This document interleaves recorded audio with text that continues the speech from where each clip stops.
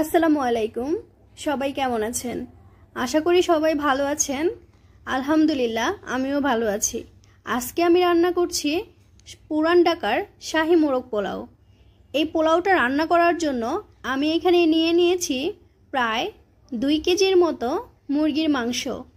আরও নিয়েছি গরম মশলা, কেওড়ার জল, আমার নিজে বানানো জয়ফল জয়ত্রী, সাদা গোলমরিচ আর শাহি জিরা দিয়ে একটি মশলা, সাথে আছে টক দই আর নানা রকমের বাদাম, সাথে আদা রসুনের পেস্ট।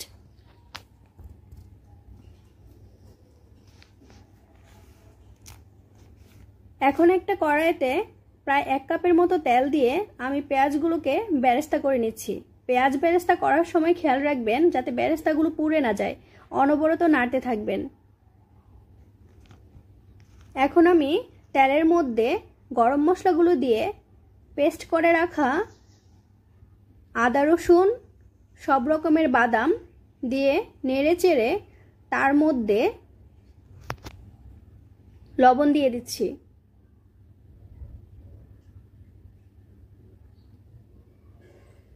মশলাগুলো কষানো হয়ে গেলে এর মধ্যে আমি আমার বানানো যে মশলাটা ওইটা দিয়ে দিলাম। এখন ফেটিয়ে রাখা টক দইগুলো দিয়ে দিচ্ছি। এখন মশলাটাকে ভালো করে নেড়ে মিশিয়ে নিয়ে ভালো করে কষানো হয়ে গেলে তার মধ্যে ম্যারিনেট করে রাখা মুরগির মাংসগুলো দিয়ে দিব। এই মুরগির মাংসটা একটু ম্যারিনেট করার জন্য লবণ আর সামান্য জর্দার রং দিয়ে ম্যারিনেট করে রেখেছিলাম। সবগুলো মাংস দেওয়া হয়ে গেলে এবার মশলার সাথে ভালো করে মাংসগুলোকে নেড়ে চেড়ে মিশিয়ে নিব।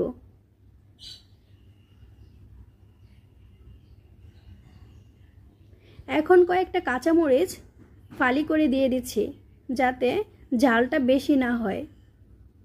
এখানে আমি গুঁড়া মরিচ অ্যাড করিনি। মাংসটা প্রায় হয়ে গিয়েছে। এখন মাংসটা ভালো করে নেড়ে চেড়ে এইটার মধ্যে একটু দুধ অ্যাড করে নিব। মাংসটা কষানো হয়ে গেলে এবার অন্য একটা পাত্রে পোলাওটা রান্না করে নিব। পোলাও রান্না করার জন্য এখানে আমি গরম মশলাগুলো তেলের মধ্যে ভেজে নিচ্ছি আর পেস্ট করে রাখা আদা রসুন আর বাদামগুলোকে দিয়ে নেড়ে চেড়ে চালগুলো দিয়ে দিচ্ছি। তেলের সাথে পোলার চালগুলো ভালো করে নেড়ে ভেজে নিতে হবে, তাহলে পোলাওটা ভালো হবে। এখানে আমি পরিমাণ মতো পানি অ্যাড করে দিচ্ছি। পানির পরিমাণটা হচ্ছে 1 কাপ চাল হলে 2 কাপ পানি, অর্থাৎ আপনি যতটুকু চাল দিবেন তার দ্বিগুণ পানি দিবেন। পোলাওটা হয়ে গেলে অন্য একটা পাত্রে আমি উঠিয়ে নিচ্ছি। কিছুটা উঠিয়ে নিয়েছি আর বাকিটা রেখে দিয়েছি। তার মধ্যে মাংসটা অ্যাড করে দিলাম। এবার আমি আগে থেকে সিদ্ধ করে রাখা ডিমগুলো দিয়ে দিলাম।